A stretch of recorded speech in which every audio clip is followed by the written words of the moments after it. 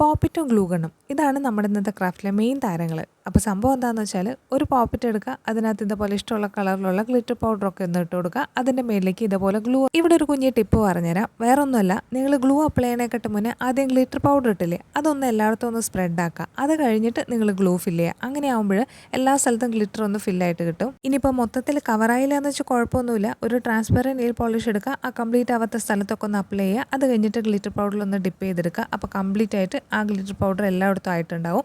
അത് കഴിഞ്ഞിട്ട് ഒരു ടോപ്പ് കോട്ട് പോലെ നമ്മൾ ട്രാൻസ്പെറൻറ്റ് നെയിൽ പോളിഷ് വെച്ചിട്ട് എല്ലാത്തിനും ഇങ്ങനെ ഒന്ന് അപ്ലൈ ചെയ്യാൻ മറക്കരുത്, ഇല്ലെങ്കിൽ ആ ഗ്ലിറ്ററൊക്കെ കുറച്ച് കഴിയുമ്പോൾ ഊരിപ്പോവും. അത് കഴിഞ്ഞിട്ട് ഇതേപോലെ കട്ടിയുള്ള പേപ്പറോ അല്ലെങ്കിൽ ഫെൽറ്റോ കൊടുക്കുക, ഒരു ഫ്ലവർ പോലെ ഒന്ന് അറേഞ്ച് ചെയ്തിട്ട് ഒന്ന് ഒട്ടിച്ചു. പിന്നെ ഒന്നുമില്ല, ആക്സസ് ആയിട്ടുള്ളതൊക്കെ ഒന്ന് കട്ട് ചെയ്ത് കളയുക. കോമ്പസ് വെച്ചിട്ട് ഒരു പെറ്റലിൽ ഒരു കുഞ്ഞു ഹോൾ ഉണ്ടാക്കുക, അതിലേക്ക് കീ ചെയിൻ ഒന്ന് അറ്റാച്ച് ചെയ്യുക. നമ്മുടെ ഫ്ലവർ കീ ചെയിൻ ഇവിടെ റെഡി ആയിട്ടുണ്ട്.